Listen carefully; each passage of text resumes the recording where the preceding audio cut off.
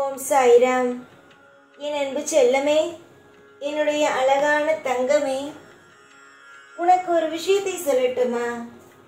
உனக்கு நிறைய நல்ல காரியம் செய்ய வேண்டும், அற்புதமான விஷயம் செய்ய வேண்டும் என்ற ஆசையெல்லாம் உள்ளது.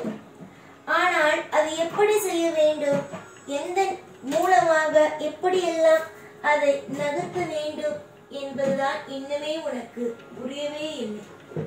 முதலில் ஒரு நல்ல காரியத்தை நீ செய்ய போகிறாய் என்றால் முதலில் நீ செய்ய வேண்டிய விஷயங்கள் ஒன்றுதான். போய் பிள்ளையாரை வழிபட வேண்டும். அதற்கு பிறகு குலதெய்வத்தை வழிபட வேண்டும். அதற்கு பிறகு சிவனை வழிபட்டு அதற்கு பிறகு உன் இஷ்ட தெய்வத்தை வழிபட வேண்டும். அப்படி நீ வழிபடும் பொழுது மட்டும்தான் உன் வாழ்க்கையில் நீ செய்ய வேண்டிய காரியத்தில் வெற்றி அடையும். அதையெல்லாம் விட்டுவிட்டு எதுவுமே தெரியாமல் உன்னுடைய இஷ்டத்திற்கு நீ இருந்தாய் ஆனால் எப்படி நல்லது நடக்கும்? நீயே சொல். ஒரு விதிமுறைகள் என்ற ஒன்று இருந்தால் அந்த விதிமுறையை பின்பற்றியே ஆக வேண்டும். ஆனால் நான் பின்பற்ற மாட்டேன், என்னுடைய இஷ்டத்திற்குத்தான் இருப்பேன் என்றால் எப்படி நடக்கும்? இதுவரைக்கும் நடந்த விஷயங்களை அனைத்தையும் விட்டுவிடுங்கள்.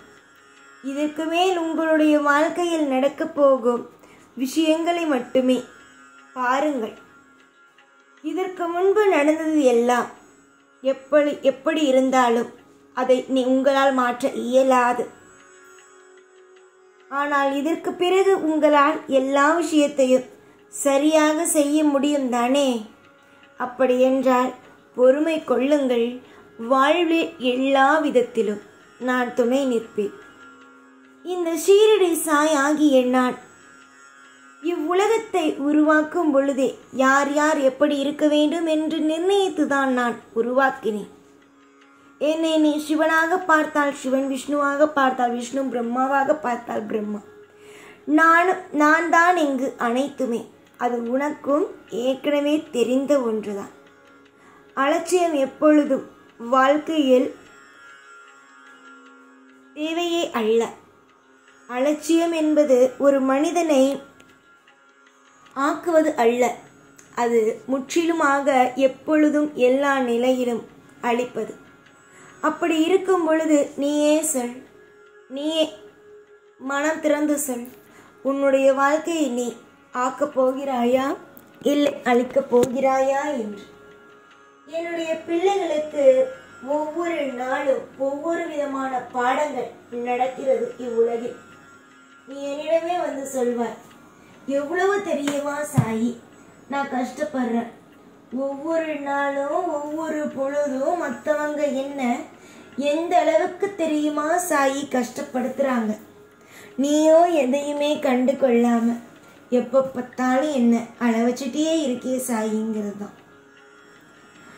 என்னை நம்பி வந்த பிள்ளைகளுக்கு ஒவ்வொரு காலகட்டமும் இன்பமான காலகட்டங்கள் மட்டும்தான். இப்பொழுது நடந்து கொண்டு இருக்கும் இந்த சூழ்நிலைகள் உன் கர்மவினை முடிக்கப் போகும் சூழ்நிலைகள் ஆகும். அதனால் எதையும் என்னுடைய வாழ்க்கையில் இது நடக்கிறது, அது நடக்கிறது, இந்த பயங்கரமான விஷயம் நடக்கிறது, அந்த பயங்கரமான விஷயம் நடக்கிறது என்று நினைத்து கவலைப்படாமல் எல்லாம் மாறும் என்று நம்புங்கள். அதுதான் உண்மையானவே ஒன்று. இன்று சில கசப்பான விஷயங்கள் நடந்தாலும் இது உண்மை அல்ல. நாளையே உனக்கு இனிப்பான விஷயங்கள் நடக்கும். ஏற்கனவே நடந்த கசப்பான விஷயங்களை மறக்க வைக்கும் அளவுக்கு உங்களுடைய வாழ்க்கையில் இனிப்பான விஷயங்கள் நடக்கும். தொடர் முயற்சியால் வெற்றி பெற்றவன் தான் இங்கு அதிகமே தவிர தோல்வி அடைந்தவன் இங்கு அதிகம் அல்ல. உன்னை ஒவ்வொரு காரியத்திலேயும் முயற்சி செய் என்று சொன்னால் அதற்கு காரணம் இதுதான். உன்னுடைய தன்னம்பிக்கை, உன்னுடைய விடாமுயற்சிகள் அனைத்தும் வெற்றி பெறும். நீ எதில் கை வைக்கிறாயோ, எந்த ஒரு விஷயம் வாழ்வில் நல்லபடியாகவே நடக்க வேண்டும் என்று நினைக்கிறாயோ அது நல்லபடியாகவே நடக்கும். அதில் மாற்றங்களே கிடையாது. நீ துவங்கும் காரியத்தில் வெற்றியையே சூடுவாய். இதுவரைக்கும் தோல்விகள், இதுவரைக்கும் வழி வேதனைகள் என்று அனுபவித்த நீ இதற்கு பிறகு சந்தோஷம், வெற்றி, அதிசயம், அற்புதம் இந்த விஷயத்தை மட்டுமே உன் வாழ்வில் நீ காண்பாய். இது இந்த தெய்வமாகிய என் மீது ஆணை. அவ்வளவு சுலபத்தில் நான் யாருக்கும் இப்பொழுதும் சத்தியம் செய்து கொடுப்பது அல்ல. இன்று நான் உனக்கு சத்தியம் செய்து கொடுக்கிறேன். உன் வாழ்க்கையில் நீ பெரிய ஒரு அற்புதத்தை அடைய போகிறாய். அந்த அற்புதமானது கூடிய சீக்கிரத்தில் உனக்கு தெரிய வரும். எதுவாக இருந்தாலும் அது நல்லதுக்காக மட்டுமே இருக்கும். நான் உன் வாழ்வில் இன்பத்தையே பூசுவேனே தவிர துன்பத்தை பூச மாட்டேன். இந்த நேரத்தில் நீ இதை எழுதி கூட வைத்துக்கொள். சிலர் சொல்வார்கள், நான் நல்லது செய்வேன் என்று மனிதர்கள். ஆனால் அவர்கள் நல்லது செய்வார்களா என்று கேட்டால் இல்லை. தெய்வங்கள் ஆகிய நாங்கள் உனக்கு இந்த நிமிஷம் வாக்கு கொடுக்கிறோம், உனக்கு நல்லது நடக்கப் போகிறது என்று.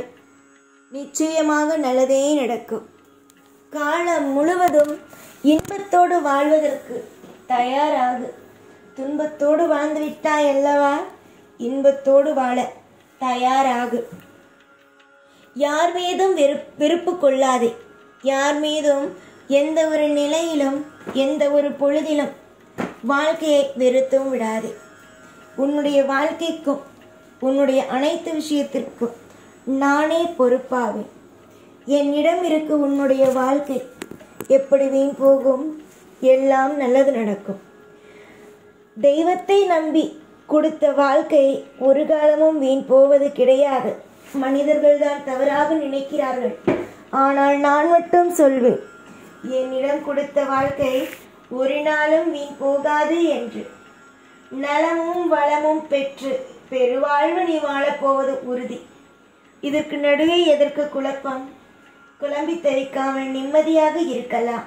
அதுதான் உன்னுடைய வேலையே. இதுவரைக்கும் நடந்தது நடந்துவிட்டது. இதற்கு மேல் நடக்கப் போகும் விஷயங்களை மட்டும் கவனத்தில் வைத்துக் கொள்ளுங்கள். யாராக இருந்தாலும் தெளிவாக இரு. எதுவாக இருந்தாலும் அமைதியாகவே இரு. புரிகிறதா? யாரிடம் பேசினாலும் தெளிவாக இரு. யாரை பார்த்தாலும் பயப்படாதே. உனக்காகவே தெய்வங்களாகிய நாங்கள் இருக்கும் பொழுது, அம்மா அப்பா என்று இருக்கும் பொழுது எதற்கு கவலை? நிம்மதி கொள்வாய். எல்லா விதமான ஐஸ்வர்யங்களையும் உனக்கே கிடைக்கச் செய்வேன் இந்த தெய்வம். எப்பொழுது உன் கூடவே இருப்பேன். இந்த சாய்நாத். ஓம் சாய்ராம்.